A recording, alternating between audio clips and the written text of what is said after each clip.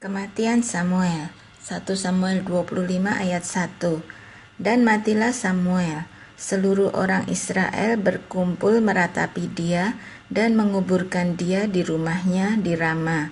Dan Daud berkemas lalu pergi ke padang gurun Paran. Daud, Nabal, dan Abigail 1 Samuel 25 ayat 2-44. Ketika itu ada seorang laki-laki di Maon yang mempunyai perusahaan di Karmel. Orang itu sangat kaya. Ia mempunyai 3.000 ekor domba dan 1.000 ekor kambing.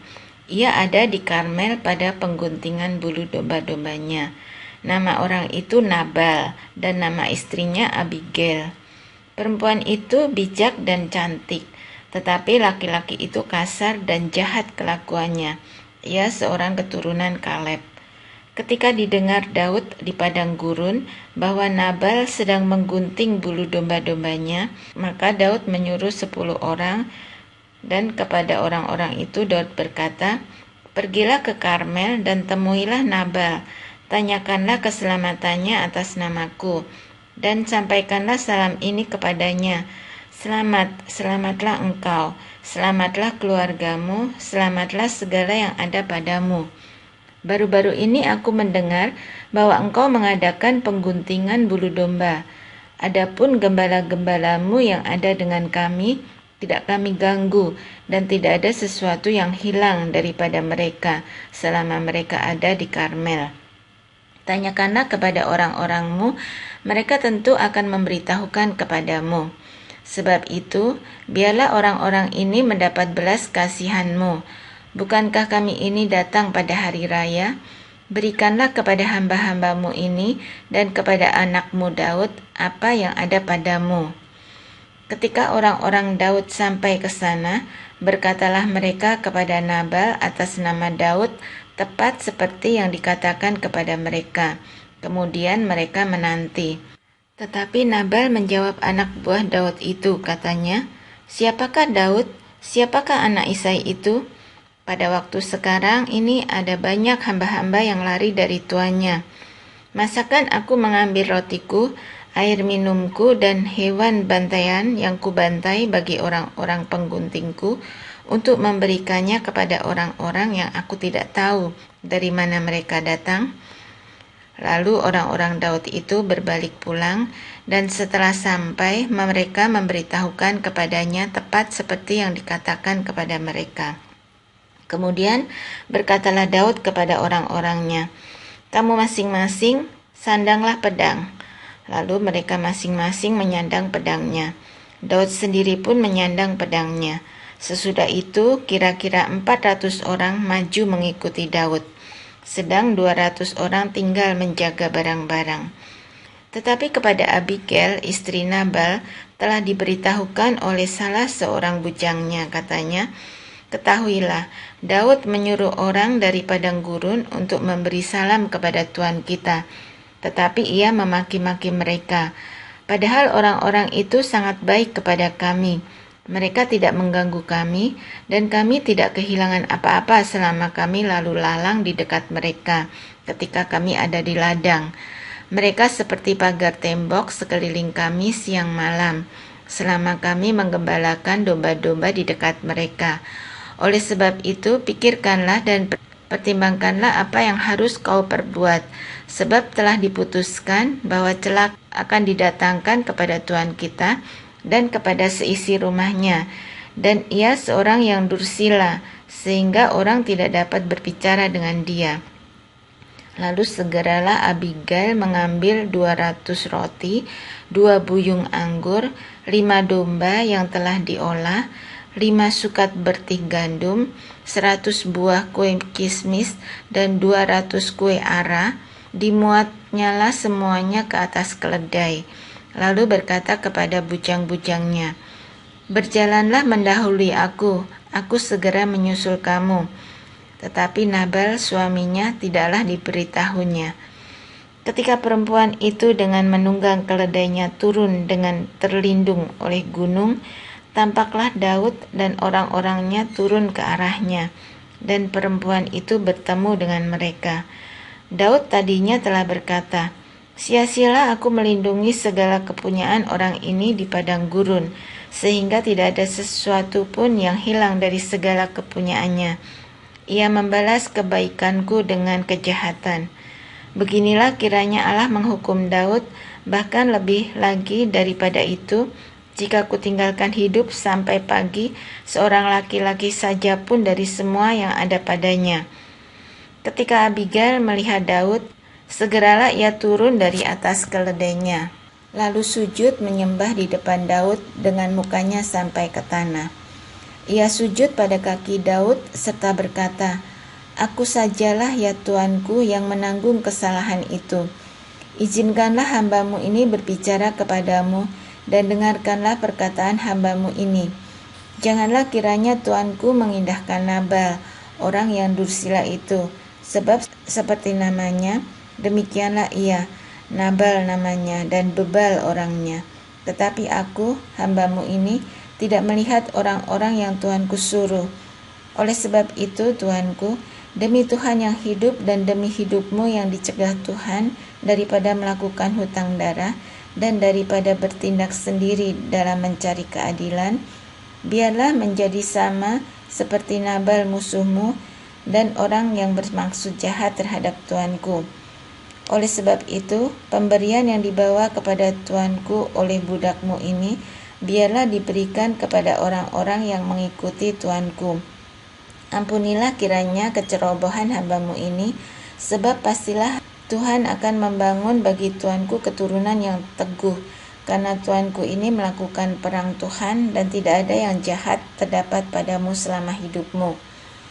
Jika sekiranya ada seorang bangkit mengejar engkau dan ingin mencabut nyawamu, maka nyawa Tuanku akan terbungkus dalam bungkusan tempat orang-orang hidup pada Tuhan Allahmu, tetapi nyawa para musuhmu akan diumbankannya dari dalam salang umban.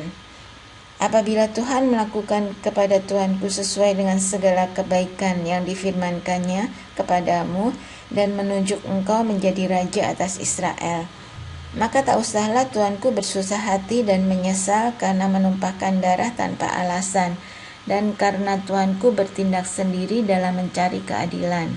Dan apabila Tuhan berbuat baik kepada Tuanku, ingatlah kepada hambamu ini." Lalu berkatalah Daud kepada Abigail, "Terpujilah Tuhan Allah Israel yang mengutus engkau menemui aku pada hari ini.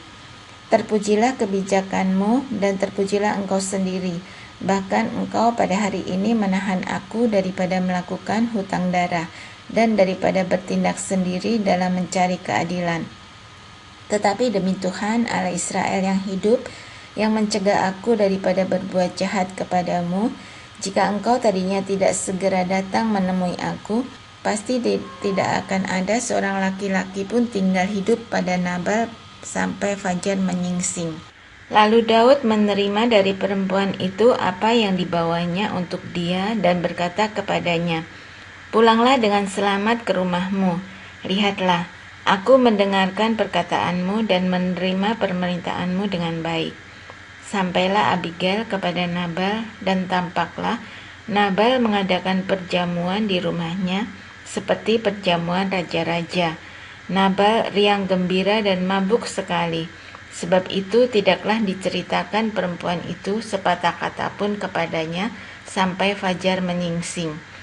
Tetapi pada waktu pagi, ketika sudah hilang mabuk Nabal itu, diceritakanlah kepadanya oleh istrinya segala perkara itu. Lalu terhentilah jantungnya dalam dada dan ia membatu. Dan kira-kira 10 hari sesudah itu, Tuhan memukul Nabal sehingga ia mati. Ketika didengar Daud bahwa Nabal telah mati, berkatalah ia, "Terpujilah Tuhan yang membela aku dalam perkara penghinaan Nabal terhadap aku dan yang mencegah hambanya daripada berbuat jahat. Tuhan telah membalikan kejahatan Nabal ke atas kepalanya sendiri." Kemudian Daud menyuruh orang untuk berbicara dengan Abigail tentang mengambil dia menjadi istrinya. Para hamba Daud datang kepada Abigail di Karmel dan berkata kepadanya demikian, "Daud menyuruh kami kepadamu untuk mengambil engkau menjadi istrinya." Lalu bangkitlah perempuan itu berdiri, sujudlah ia menyembah dengan mukanya ke tanah sambil berkata, "Sesungguhnya hambamu ini ingin menjadi budak yang membasuh kaki para hamba tuanku itu." Kemudian berkemaslah Abigail dengan segera. Ia menunggang keledainya dengan diiringi 5 orang pelayan perempuan. Ia mengikuti suruhan Daud itu dan menjadi istri Daud. Juga Ahinoam dari Yisrael telah diambil Daud menjadi istrinya. Kedua perempuan itu menjadi istrinya. Tetapi Saul telah memberikan Mikal, anaknya perempuan, istri Daud, kepada Palti bin Lais yang dari Galim itu. Untuk kedua kalinya, Daud membiarkan Saul hidup. 1 Samuel 26 ayat 1 sampai 25. Datanglah orang Sif kepada Saul di Gibea, serta berkata, "Daud menyembunyikan diri di bukit Hakila di padang belantara." Lalu berkemaslah Saul dan turun ke padang gurun Sif dengan 3.000 orang yang terpilih dari orang Israel untuk mencari Daud di padang gurun Sif. Berkemahlah Saul di bukit Hakila yang di tepi jalan di padang belantara, sedang Daud tinggal di padang gurun. Ketika diketahui Daud bahwa Saul datang mengikuti dia ke padang gurun, disuruhnyalah pengintai-pengintai, lalu diketahuinyalah bahwa Saul benar-benar datang. Berkemaslah Daud, lalu sampai ke tempat Saul berkemah. Waktu Daud melihat tempat Saul berbaring dengan Abner bin Ner, panglima tentaranya, Saul berbaring di tengah-tengah perkemahan, sedang rakyat berkemah sekelilingnya. Berbicaralah Daud kepada Ahimelek orang Het itu dan kepada Abisai anak Seruya, saudara Yoab, katanya, "Siapa turun bersama-sama dengan aku kepada Saul ke tempat perkemahan itu?" Jawab Abisai, "Aku turun bersama-sama dengan engkau." Datanglah Daud dengan Abisai kepada rakyat itu pada waktu malam. Dan tampaklah di sana Saul berbaring tidur di tengah-tengah perkemahan dengan tombaknya terpancung di tanah pada sebelah kepalanya. Sedang Abner dan rakyat itu berbaring sekelilingnya. Lalu berkatalah Abisai kepada Daud, "Pada hari ini Allah telah menyerahkan musuhmu ke dalam tanganmu. Oleh sebab itu, izinkanlah kiranya aku menancapkan dia ke tanah dengan tombak ini. Dengan 1 tikaman saja, tidak usah dia kutancapkan 2 kali." Tetapi kata Daud kepada Abisai, "Jangan musnahkan dia. Sebab siapakah yang dapat menjamah orang yang diurapi Tuhan dan bebas dari hukuman?"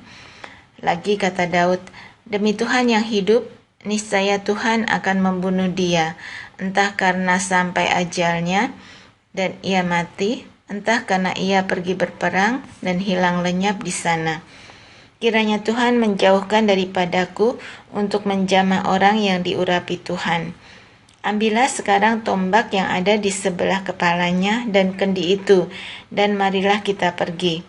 Kemudian Daud mengambil tombak dan kendi itu dari sebelah kepala Saul, lalu mereka pergi. Tidak ada yang melihatnya, tidak ada yang mengetahuinya, tidak ada yang terbangun, sebab sekaliannya tidur, karena Tuhan membuat mereka tidur nyenyak. Setelah Daud sampai ke seberang, berdirilah ia jauh-jauh di puncak gunung, sehingga ada jarak yang besar antara mereka. Dan berserulah Daud kepada tentara itu dan kepada Abner bin Ner, katanya, "Tidakkah engkau menjawab, Abner?" Maka jawab Abner, katanya, "Siapakah engkau ini yang berseru-seru kepada raja?"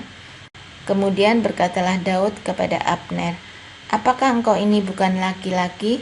Siapakah yang seperti engkau di antara orang Israel?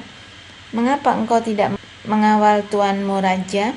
Sebab ada seorang dari rakyat yang datang untuk memusnahkan raja tuanmu itu. Tidak baik hal yang kau perbuat itu. Demi Tuhan yang hidup, kamu ini harus mati, karena kamu tidak mengawal tuanmu, orang yang diurapi Tuhan itu. Sekarang lihatlah, di mana tombak raja dan kendi yang ada di sebelah kepalanya."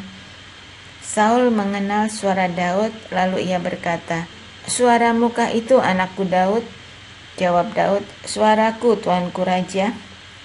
Lalu berkatalah ia, mengapa pula tuanku mengejar hambanya ini? Apa yang telah kuperbuat? Apakah kejahatan yang melekat pada tanganku? Oleh sebab itu, kiranya tuanku raja mendengarkan perkataan hambanya ini. Jika Tuhan yang membujuk engkau melawan aku, maka biarlah ia mencium bau korban persembahan. Tetapi jika itu anak-anak manusia, terkutuklah mereka di hadapan Tuhan, karena mereka sekarang mengusir aku, sehingga aku tidak mendapat bagian daripada milik Tuhan, dengan berkata, pergilah, beribadahlah kepada Allah lain. Sebab itu janganlah kiranya darahku tertumpah ke tanah, jauh dari hadapan Tuhan. Sebab Raja Israel keluar untuk mencabut nyawaku, seperti orang memburu seekor ayam hutan di gunung-gunung. Lalu berkatalah Saul, aku telah berbuat dosa, pulanglah anakku Daud, sebab aku tidak akan berbuat jahat lagi kepadamu, karena nyawaku pada hari ini berharga di matamu. Sesungguhnya perbuatanku itu bodoh dan aku sesat sama sekali. Tetapi Daud menjawab, inilah tombak itu ya tuanku raja. Baiklah salah seorang dari orang-orangmu menyeberang untuk mengambilnya. Tuhan akan membalas kebenaran dan kesetiaan setiap orang. Sebab Tuhan menyerahkan engkau pada hari ini ke dalam tanganku, tetapi aku tidak mau menjamah orang yang diurapi Tuhan. Dan sesungguhnya seperti nyawamu pada hari ini berharga di mataku, demikianlah hendaknya nyawaku berharga di mata Tuhan, dan hendaklah ia melepaskan aku dari segala kesusahan. Lalu berkatalah Saul kepada Daud, diberkatilah kiranya engkau anakku Daud, apa jua pun yang kau perbuat, pastilah engkau sanggup melakukannya. Lalu pergilah Daud meneruskan perjalanannya, dan pulanglah Saul ke tempatnya. Daud di antara orang Filistin. 1 Samuel 27 ayat 1 sampai 12. Tetapi Daud berpikir dalam hatinya, bagaimanapun juga pada suatu hari aku akan binasa oleh tangan Saul. Jadi tidak ada yang lebih baik bagiku selain meluputkan diri dengan segera ke negeri orang Filistin. Maka tidak ada harapan bagi Saul untuk mencari aku lagi di seluruh daerah Israel, dan aku akan terluput dari tangannya. Bersiaplah Daud, lalu berjalan ke sana. Ia dan ke-600 orang yang bersama-sama dengan dia itu, kepada Akis bin Maok, raja kota Gad. Daud dan semua orangnya menetap pada Akis di Gad, masing-masing dengan rumah tangganya. Daud dengan kedua orang istrinya, yakni Ahinoam perempuan Yisrael dan Abigail bekas istri Nabal perempuan Karmel. Setelah diberitahukan kepada Saul bahwa Daud telah melarikan diri ke Gad, ia tidak lagi mencarinya. Berkatalah Daud kepada Akis, jika kiranya aku mendapat belas kasihanmu, biarlah diberikan kepadaku tempat di salah satu kota di tanah datar, supaya aku tinggal di sana. Mengapa hambamu ini tinggal padamu di kota kerajaan ini? Maka pada hari itu Akis memberikan Siklak kepadanya. Itulah sebabnya Siklak menjadi kepunyaan raja-raja Yehuda sampai sekarang. Dan lamanya Daud tinggal di daerah orang Filistin adalah 1 tahun 4 bulan. Maka Daud dan orang-orangnya bergerak maju dan menyerbu orang Gesur, orang Girsi, dan orang Amalek. Sebab orang-orang inilah penduduk negeri itu yang membentang dari Telam ke arah Syur sampai tanah Mesir. Apabila Daud memusnahkan negeri itu, seorang pun tidak dibiarkannya hidup, baik laki-laki maupun perempuan. Ia merampas kambing domba, lembu, keledai, unta, dan pakaian. Kemudian pulanglah ia dan kembali kepada Akis. Jika Akis bertanya, di mana kamu menyerbu pada hari ini? Maka jawab Daud, di tanah Negeb Yehuda, atau di tanah Negeb orang Yerahmeel, atau di tanah Negeb orang Keni. Daud tidak membiarkan hidup seorang pun, baik laki-laki maupun perempuan, untuk dibawa ke Gad, sebab pikirnya, Jangan-jangan mereka mengabarkan tentang kami dengan berkata, beginilah dilakukan Daud. Itulah kebiasaannya selama ia tinggal di daerah orang Filistin. Tetapi Akis mempercayai Daud sebab pikirnya, tentulah ia telah membuat diri dibenci di antara orang Israel bangsanya. Ia akan menjadi hambaku sampai selamanya.